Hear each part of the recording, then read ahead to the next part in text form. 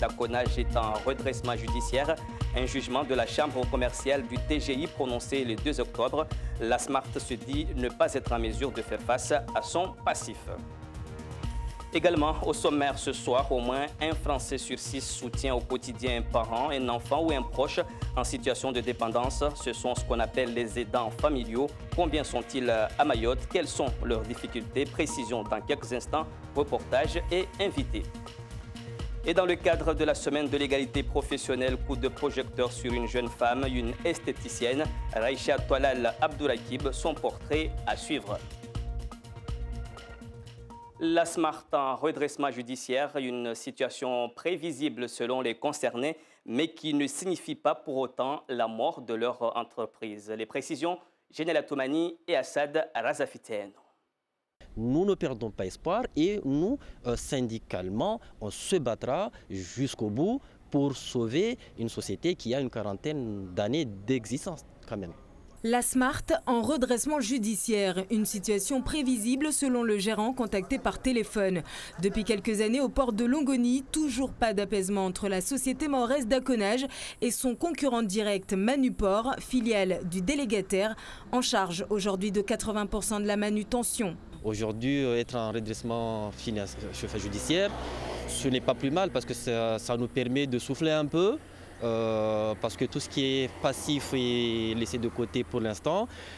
Cependant, c'est sûr, on n'est pas encore sorti de l'auberge. Parce que maintenant, il faudrait qu'on assure la continuité parce qu'on est dans une période d'observation, donc suivi par un mandataire judiciaire. C'est sûr, on n'a pas le droit à l'erreur. Un sursis de 6 mois est donc accordé, nous dit-on, à la Smart avant une liquidation possible. On est 138 salariés. Derrière ces 138 salariés, c'est toute une centaine de familles, voire une millier de familles qui comptent sur ces salaires-là. Aujourd'hui, effectivement, si on n'arrive pas à sortir de cette situation favorablement, ça complique les choses.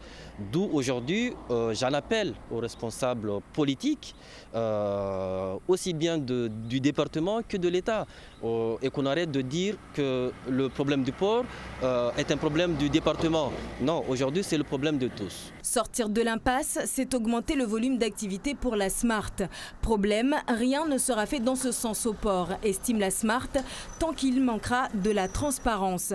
Rien dans ce sens, tant que le délégataire MCG sera, je cite, gestionnaire, joueur et arbitre. Et enfin, rien dans ce sens, tant que le conseil départemental censé contrôler les affaires portuaires aura des salariés élus ou anciens élus travaillant pour Mayotte Channel Gateway. Le délibéré d'ailleurs pour conflit d'intérêts au port sera rendu le 17 octobre prochain. En attendant, pas de prise de parole de MCG ce jour, ni de la collectivité où personne n'a répondu à nos appels. La suite de cette édition Aidants familiaux, un travail sans répit pour ces personnes qui soutiennent ou aident un proche en situation de dépendance. À l'occasion de la Journée mondiale des aidants qui se tiendra demain, notre invité nous en dira davantage. Mais avant cela, je vous propose ce reportage. L'une de nos équipes est partie à la rencontre d'une mère qui s'occupe de sa fille de 13 ans, Hachim Sedachim et Anfoumani Simba. Nouriati est une mère de famille nombreuse. Depuis 13 ans, elle s'occupe de sa fille née tétraplégique, une jeune adolescente dont l'état nécessite une surveillance accrue. L'état de l'enfant n'est pas négligeable. Du coup, ce n'est pas un enfant qui peut manger tout seul, ce n'est pas un enfant qui parle, ce n'est pas un enfant qu'on peut faire sa toilette facilement. Mais même la maman, elle fait avec son moyen de bord. Mais ça, c'est un enfant qui est admis à être suivi par des professionnels spécialisés 24 sur 24. Mais les parents font ce qu'ils peuvent faire au niveau de leurs enfants à domicile. Tout se complique lorsque Nouriati tombe malade. J'étais hospitalisée et ma fille, son état de santé, ça ne permettait pas qu'elle reste à la maison toute seule. Donc, dès que je l'ai dit aux assistants sociaux, ils ont, que là je suis hospitalisée, donc ils ont fait un signalement et il a été transféré à pédiatrie. Un signalement qui a permis un placement de l'enfant en urgence. Pour nous, c'était nécessaire On peut dire que c'était même obligatoire de faire notre part pour que l'enfant puisse placer à un endroit digne comme là. Elle est là, ce n'est pas l'endroit où il devrait être, mais aujourd'hui, on peut dire que le CHM de Mamoudzou va devenir un centre d'hébergement spécialisé pour nos enfants. L'enfant de Nouriati ne bénéficie d'aucune aide à domicile. Le placement de son enfant en hospitalisation est un moment de répit très rare. À Mayotte, beaucoup de familles seraient dans cette situation. Une nouvelle forme d'hospitalisation qui toucherait plusieurs services du centre hospitalier de Mayotte. Avec nous sur ce plateau, Douamratim Tiengweni, vice-présidente de l'Union régionale des associations agréées de la santé océan Indien. Madame, bonsoir et bienvenue. Bonsoir, Misbah. Bonsoir. Salutations à toute la population qui nous regarde de Mayotte et d'ailleurs. Alors, d'abord, quels sont rapidement les critères pour devenir aidant? Les critères, c'est un membre de la famille, c'est un proche qui est volontaire pour dire que je me sacrifie pour le bien-être de cette personne qui m'est proche, qui n'a pas les capacités de se prendre en charge dans la vie quotidienne. Donc, cet aidant familial peut être un professionnel. La personne dans la famille peut se professionnaliser, comme ça peut être un membre de la famille volontaire, dire que ma mission ou mon devoir, c'est de m'occuper de mon proche, que ce soit le conjoint, ou l'enfant, ou le papa, ou la personne en situation de handicap. Et puis, concernant l'aidant familial, nous avons aussi une évolution par rapport à la mise en place des prestataires, des associations qui sont autorisées et agréées par le département et la DIECT, qui ont des aides à domicile, qui travaillent en étroite collaboration avec le département, qui permet aussi d'aider les gens en situation de dépendance. Sinon, la Caisse de sécurité sociale de Mayotte aussi, à cette prestation aussi, fait le nécessaire pour que les assurés sociaux qui sont dans les besoins leur dédient aussi des aides à domicile. Donc, ce n'est pas forcément un membre de la famille. Ce n'est pas forcément un membre de la famille. Parce qu'une personne confiante, cette personne qui est choisie par la famille ou par la personne même dépendante. Parce que dans une famille, on peut choisir comme au niveau de la santé, on peut choisir une personne confiante et dire que c'est la référente de mon dossier. Mais à Mayotte, connaissant la culture, la plupart de ces aidants sont des membres de la famille. Oui, parce que dans le département, je ne pense pas que c'est spécifique à Mayotte. Qui n'aimerait pas garder sa personne, sa famille au niveau intimité, au niveau surtout dans la dépendance, qui n'aimerait pas vivre dans la famille. Mais étant donné que l'évolution des choses à Mayotte et ailleurs fait que les gens doivent travailler pour gagner leur vie. Alors, donc les membres de la famille, allez-y. Les membres de la famille qui travaillent, on peut avoir des parents suite à un AVC ou un accident de voiture, quelqu'un qui est à la retraite, quelqu'un qui n'a pas d'enfant, quelqu'un qui a la maladie d'Alzheimer ou quelqu'un qui est né handicapé comme cette fille qui est née il y a 13 ans, qui est polyhandicapée, qui n'a jamais bougé de son lit.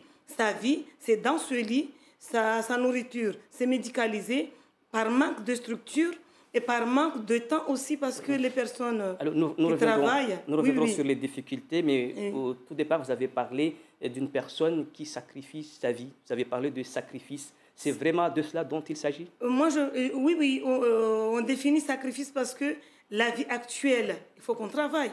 La vie actuelle, il faut qu'on ait une vie pour soi.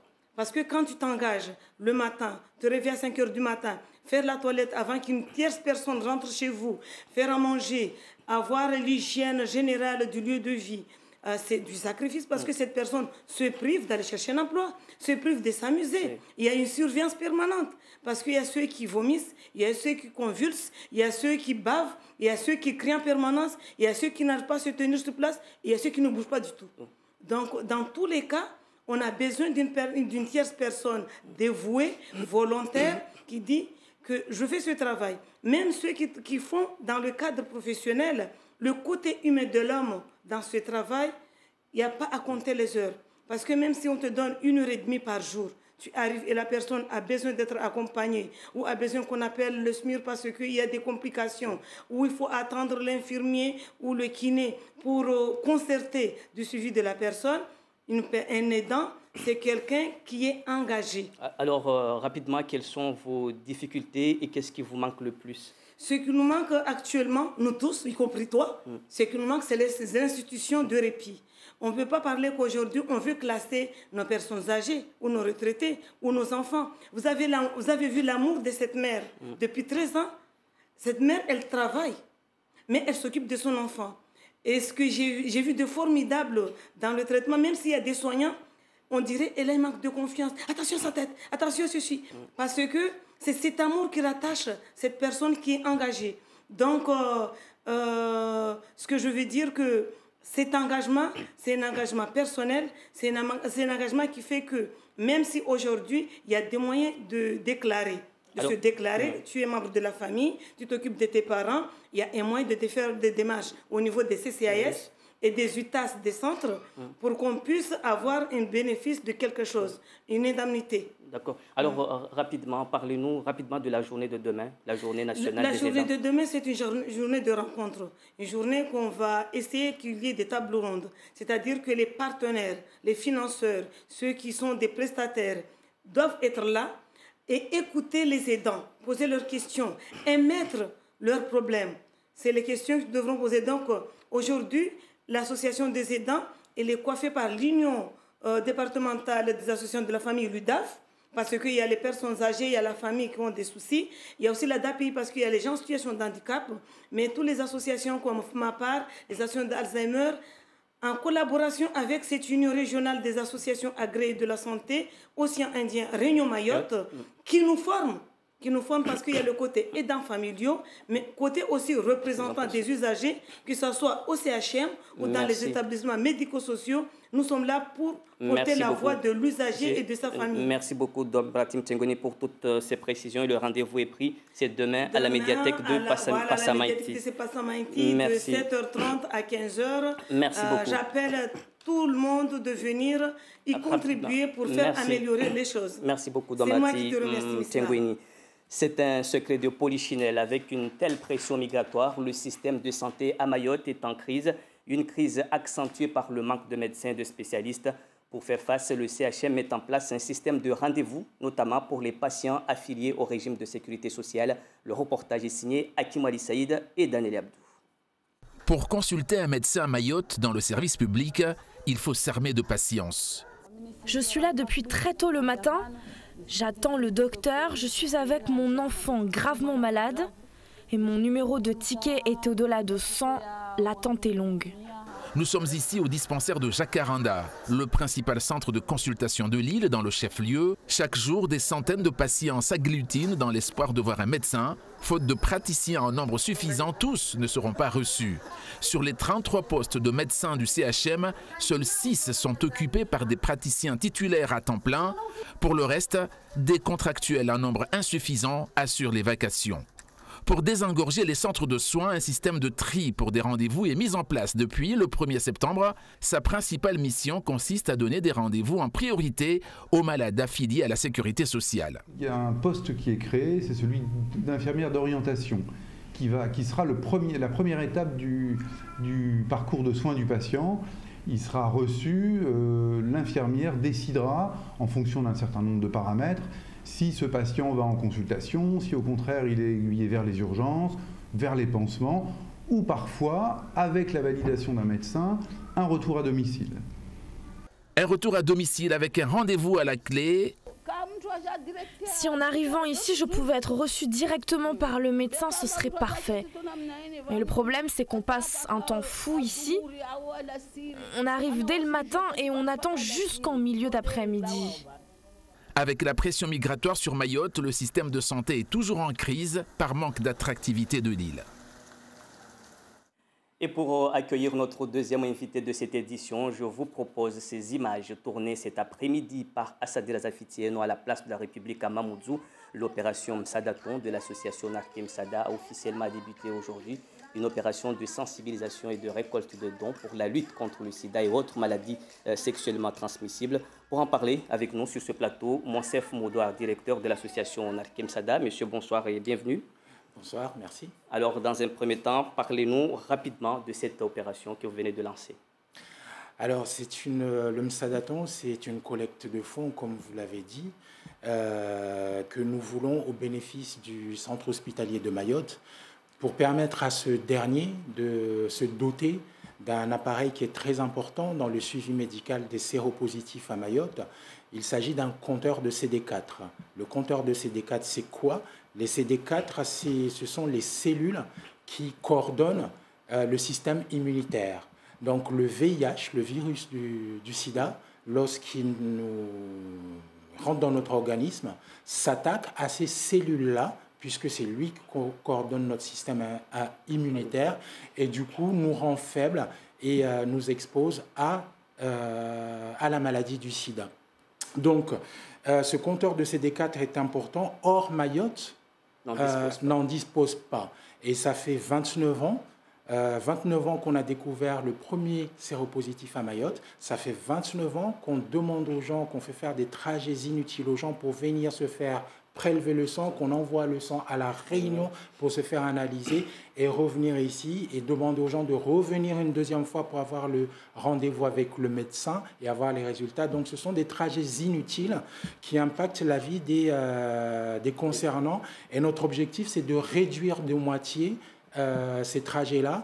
Nous partons du principe que si le CHM est équipé de cet appareil-là, la personne se fera analyser le jour où il a un rendez-vous avec son médecin, tout simplement. Alors, c'est une opération à plusieurs dates? C'est une opération qui a démarré, en fait, depuis le 23 septembre avec les amis Red Rando, le 26 septembre avec la journée nationale de l'UNSS, et qui continue aujourd'hui. On a commencé cet après-midi sur la place de la République et ça se poursuit ce soir. Il y a des soirées, que ce soit au Barakili, au Mahaba, et demain, il y a d'autres activités sur la place de la République, du fitness et de la salsa, et surtout le soir, l'élection de Miss Bouada.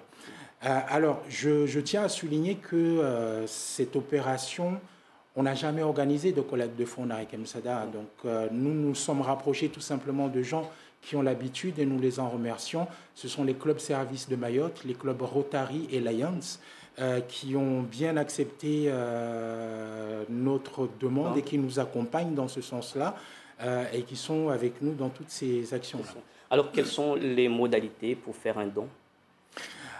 Alors, le don, c'est tout simple. Alors, en revanche, pour le Msadaton, il n'y a pas de numéro d'appel comme pour le Téléthon, mais nous avons disposé des boîtes dans certains endroits, notamment à Narik Msada, bien entendu, mais à la boulangerie de Cavani, à la boulangerie de Pamandi, ici pas loin de Mayotte Première, à la Bigouden, à la boulangerie de la Place Mariage, chez Cousin et au Barakili. Alors, rapidement, pour finir, l'autotest VIH existe bien à Mayotte? Alors, il y a l'autotest et il y a le test rapide. Ce sont deux choses différentes. L'autotest, ça veut dire que vous pratiquez le test vous-même, tout seul à la maison.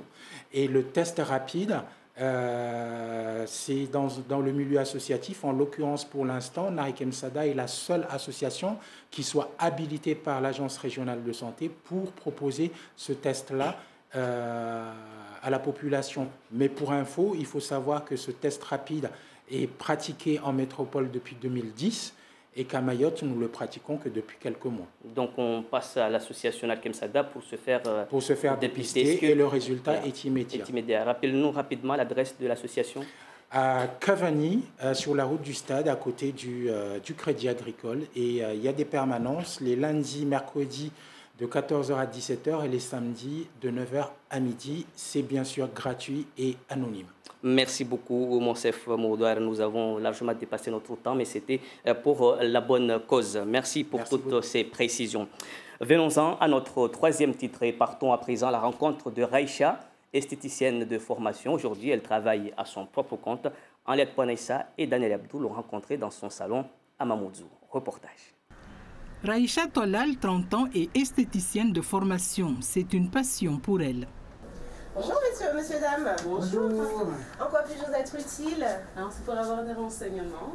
Dans son salon, ouvert il y a quelques mois, elle fait découvrir à ce couple les produits existants pour lui permettre de faire un choix et de bénéficier de ses conseils. J'ai été formée grâce à Opcalia. Je remercie également le directeur d'Opcalia, Kadhafi, qui m'a aidé à poursuivre une formation à Paris qui était assez chère, donc qui a été financée par la DOM Mayotte.